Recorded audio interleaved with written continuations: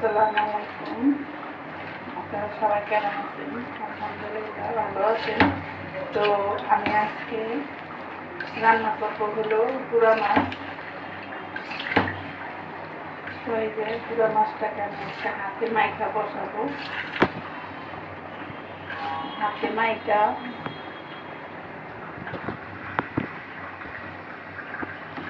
মাইকা বসাইলে গুঁড়া মাছটা খেতেও ভালো লাগে আর কালারটাও সুন্দর হয়। কোনো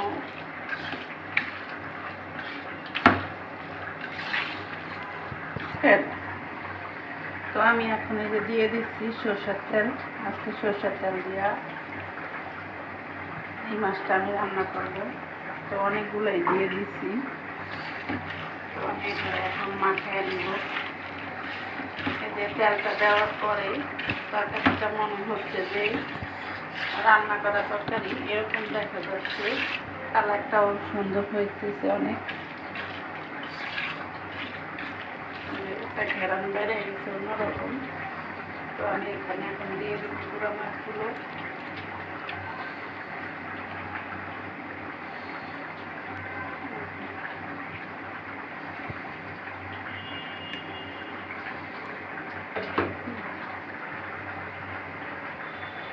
গুঁড়া মাছ বেশি না, অবশ্য অল্পই।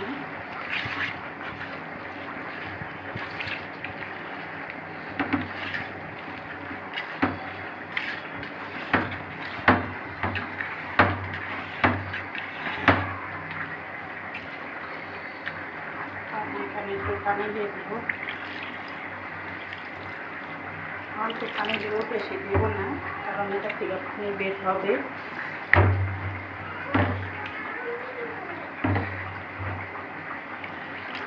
হয়ে গেছে পানি দেওয়া। তো এটা রান্না শেষ হলে আবার দেখাবো। তো আমার এই যে গুঁড়া মাছ আমি বসাইছিলাম, এই যে গুঁড়া মাছ এখন কালারটা মাশাআল্লাহ কি সুন্দর হয়েছে। এই যে মাখা মাখা হয়েছে, দেখতে অনেক ভালো দেখাচ্ছে। আমার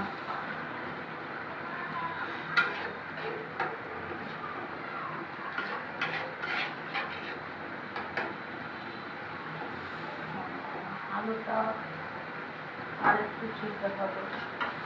আমি এখন চুলাটা একদম ডিম করে দিব।